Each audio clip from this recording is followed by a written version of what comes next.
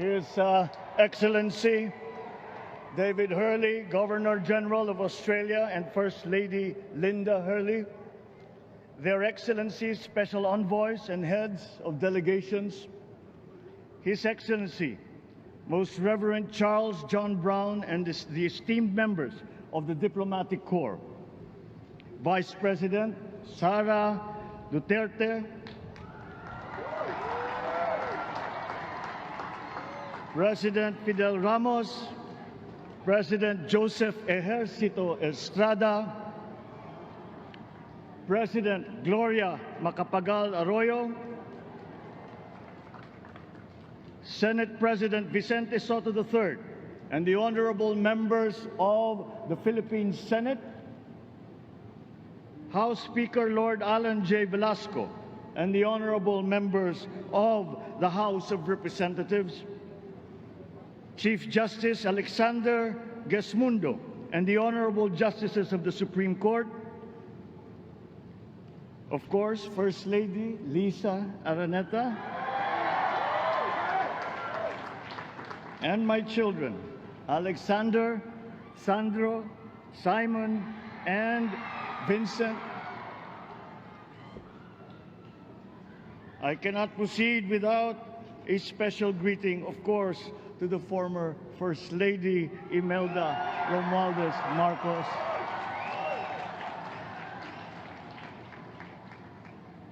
Other distinguished guests, ladies and gentlemen, my friends, ang aking minamahal na mga kababayan,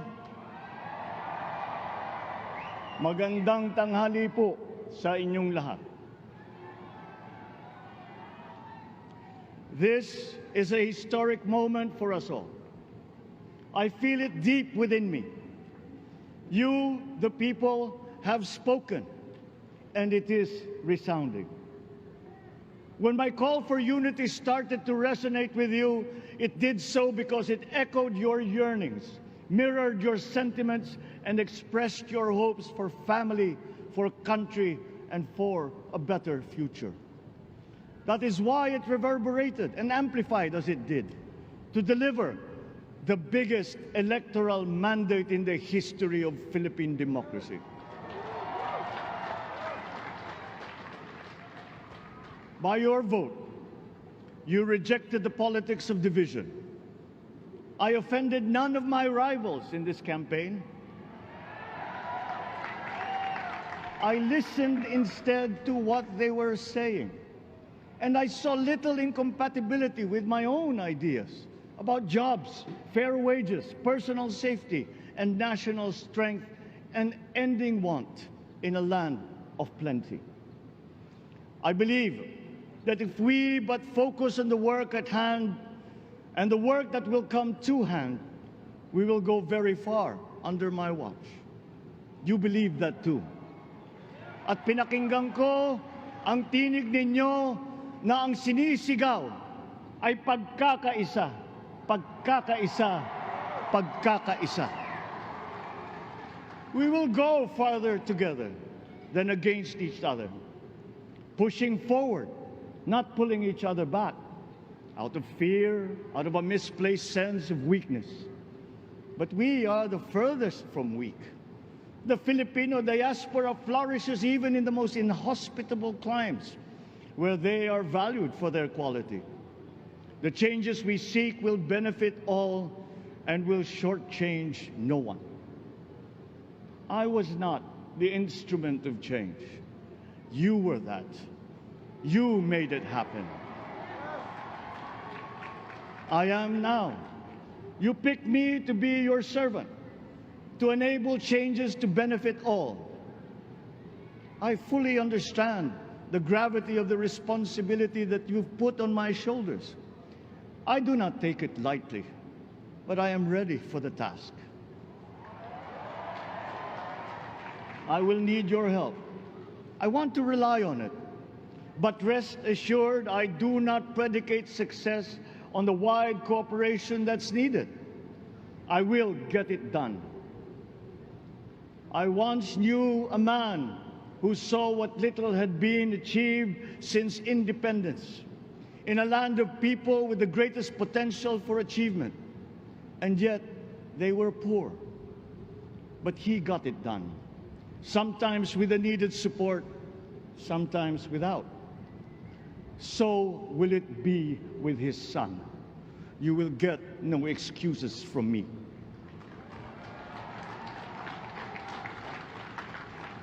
I am here not to talk about the past. I am here to tell you about our future. A future of sufficiency, even plenty, of readily available ways and means to get done what needs doing, by you, by me. We do not look back, but ahead, up the road that we must take to a place better than the one we lost in the pandemic.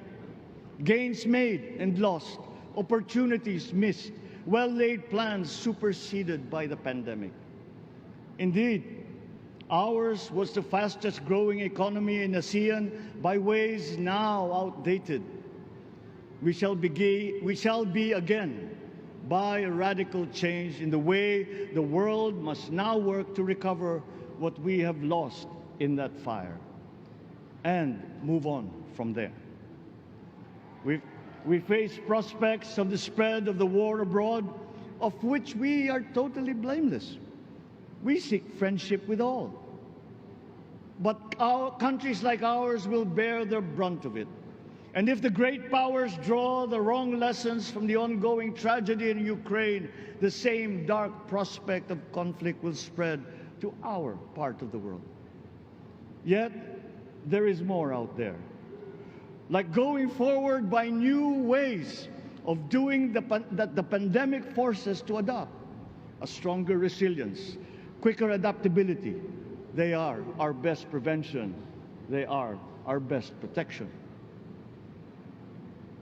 Quiet reflection in a rough and tumble campaign of a breadth and intensity never experienced revealed some of them, such as the willingness to listen despite the noise, the hesitation to quarrel over differences, and to never, ever give up hope of reconciliation.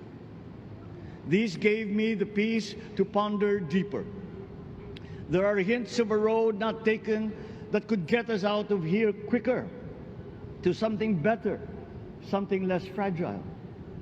There is also what you, the people, did to cope, but this time empowered by new techniques and more resources. You got by, getting some of what you needed with a massive government help, and for this I thank my predecessor for the courage of his hard decisions. But there is a way to put more means and choices in your hands.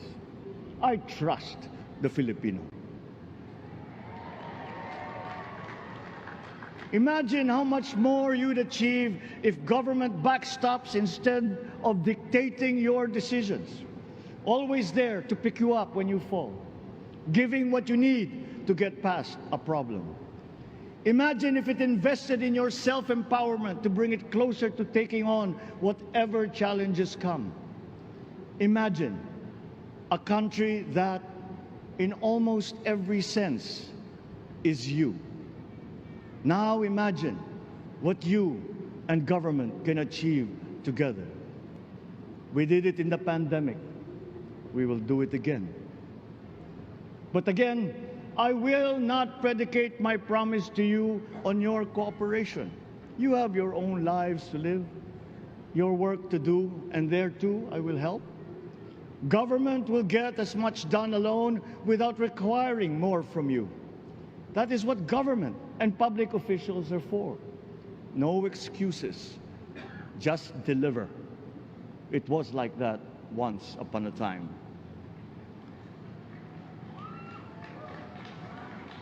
I did not talk much in this campaign. I did not bother to think of rebutting my rivals.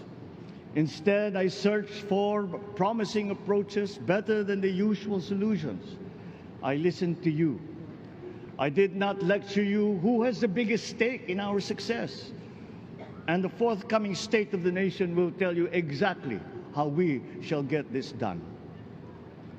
In this fresh chapter of our history, I extend my hand to all Filipinos. Come, let us put our shoulders to the wheel and give that wheel a faster turn to repair and to rebuild and to address challenges in new ways, to provide what all Filipinos need, to be all that we can.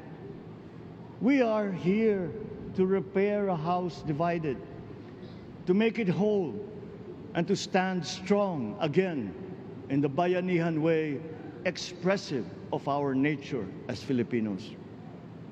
We shall seek, not scorn, dialogue. Listen respectfully to contrary views. Be open to suggestions coming from hard thinking and unsparing judgment. But always from us, Filipinos. We can trust no one else when it comes to what is best for us. Past history has often proven that. Solutions from outside divided us. None deepened our understanding. They were always at our expense. Never forget, we are Filipinos. One nation, one republic, indivisible. We resisted and never failed to defeat foreign attempts to break up our country in my father's watch. His strongest critics have conceded that. So let us all be part of the solution that we choose. In that lies the power to get it done. Always be open to differing views, but ever united in our chosen goal. Never hesitating to change it, should it prove wanting. That is how agile, resilient republics are made. Our future we decide today. Yesterday cannot make that decision anymore, nor can tomorrow delay it. The sooner we start, the surer and quicker the prospect of achieving our future. These are troubling times. What's happening to others can happen to us, but it will not. We see what's happening. We are witness to how it is being stopped, and we have seen the glory that crowns struggle against all odds. Giving up is not an option. We've been through times of bitter division, but united, we came through to this when it shall begin again, but better. The campaigns I've run have taken me here where I stand today. I listened to you, and this is what I have heard. We all want peace in our land. You and your children want a good chance at a better life in a safer, more prosperous country. All that is within reach of a hard-working, warm, and giving race. Your dreams are mine. Pangarap nyo ay pangarap ko. How can we make them come true? How can we do it together? But I will take it as far as anyone with the same faith and commitment can, as if it depended entirely on himself. Sa pangarap na maging mapayapa ang ating bansa, ang pangarap nyo ay pangarap ko. Sa pangarap na maging maunlad ang ating bansa, ang pangarap nyo ay pangarap ko. At sa pangarap na maging mas masinang ang kinabukasan natin at ng ating mga anak, ang pangarap nyo ay pangarap ko.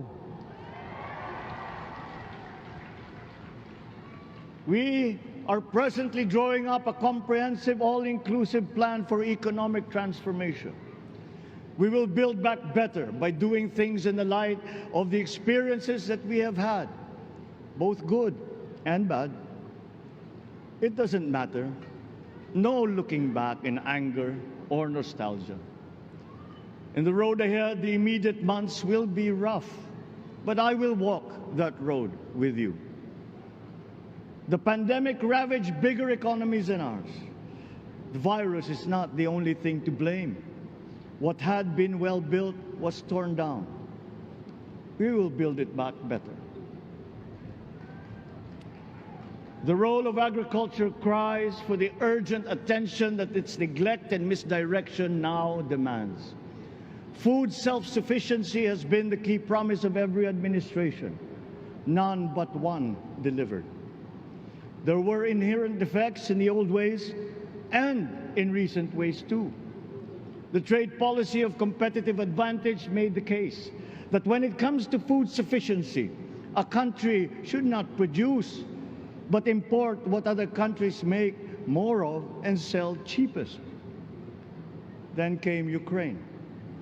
The most vulnerable when it comes to food are the countries furthest away from the conflict, those bearing no blame for provoking it. Yet they face the biggest risk of starvation. If financial aid is poured into them, though it never is, there is nothing to buy. Food is not just a trade commodity. Without it, people weaken and die. Societies come apart. It is more than a livelihood. It is an existential imperative and a moral one. An agriculture damaged and diminished by unfair competition will have a harder time or will have no prospects at all of recovering. Food sufficiency must get the preferential treatment the richest free trade countries always gave their agricultural sectors. Their policy boils down to don't do as we do. Do what we tell you to. I am giving that policy the most serious thought if it doesn't change or make more allowances for emergencies with long-term effects. There is a parallel problem in our energy supply. Sufficient fossil fuel-free technology for whole economies has yet to be invented. And it is not seriously tried by rich countries. Again, consider the response of the richest countries to the war in Ukraine. But surely, a free world awash with oil can assure supplies. Or we will find a way. We are not far from oil and gas reserves that have already been developed. What we teach in our schools, the materials used must be rethought. I am not talking about history. I am talking about the basics, the sciences, sharpening theoretical aptitude and imparting vocational skills, such as in the German example, alongside the national language with equal emphasis and facility in a global language, which we had and lost. Let us give OFWs all the advantages we can for them to survive and to thrive. Our teachers from elementary up are heroes fighting ignorance with poor paper weapons. We are condemning the future of our race to menial occupations abroad. Then they are exploited by traffickers. Once we had an education system that prepared coming generations for more and better jobs. There is hope for a comeback. Vice President and soon-to-be Secretary of Education, Sara Duterte Carpio, will fit that mission to a T. We won't be caught unprepared, under-equipped, and understaffed to fight the next pandemic. To start with, we never got over the pandemic of poor, if any, free public health. The last major upgrade of a public health system, exemplified by the resources poured into PGH, predates the current shambles by 3 generations. Our nurses are the best in the world. They acquitted themselves with the highest distinction abroad, having suffered even the highest casualties. With the same exemplary dedication at home, they just got by. They are out there because we cannot pay them for the same risk and workload that we have back here. There will be changes starting tomorrow. I am confident because I have an OPLE in my cabinet. There were shortcomings in the COVID response. We will fix them. Out in the open. No more secrets in public health.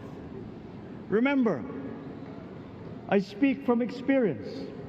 I was among the first to get COVID.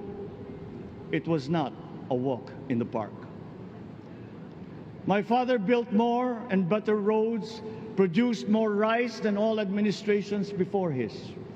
President Rodrigo Roa Duterte built more and better than all the administrations succeeding my father's.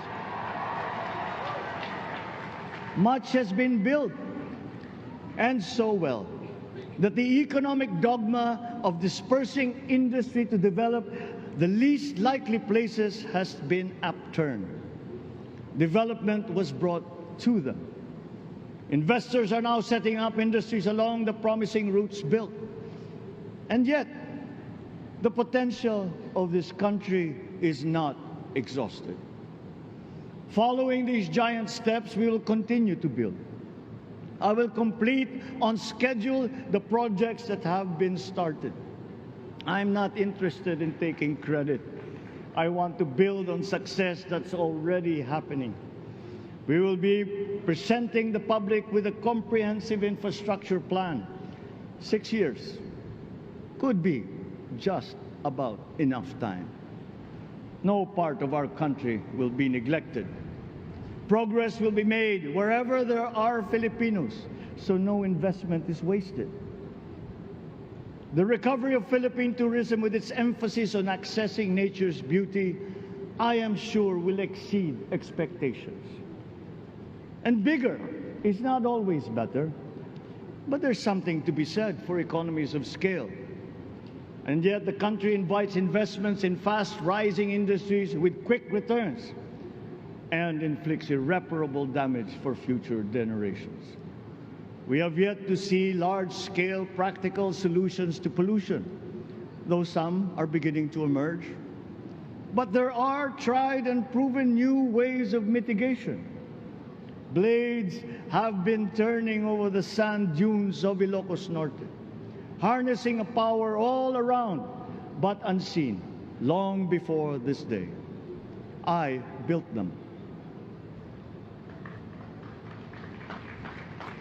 The rich world talks a great deal, but does a lot less about it than those with much less, but who suffer more death and destruction from climate change and lack of adaptation. We will look to our partners and friends to help the Philippines, who, despite having a very small carbon footprint, is at the highest risk. First, spare victims, then help them recover, and move on to lessen the harmful impact of climate change. We too have our part to play. We are the third biggest plastics polluter in the world, but we won't shirk from that responsibility. We will clean up. You will not be disappointed, so do not be afraid. With every difficult decision that I must make, I will keep foremost in my heart and in my mind the debt of gratitude I owe you for the honor and responsibility that you have conferred on me. Whatever is in a person to make changes for the better of others, I lay before you now in my commitment. I will try to spare you. You have your other responsibilities to carry. But I will not spare myself from shedding the last bead of sweat or giving the last ounce of courage and sacrifice. And if you ask me why I am so confident of the future, I will answer you simply that I have 110 million reasons to start with. Such is my faith in the Filipino.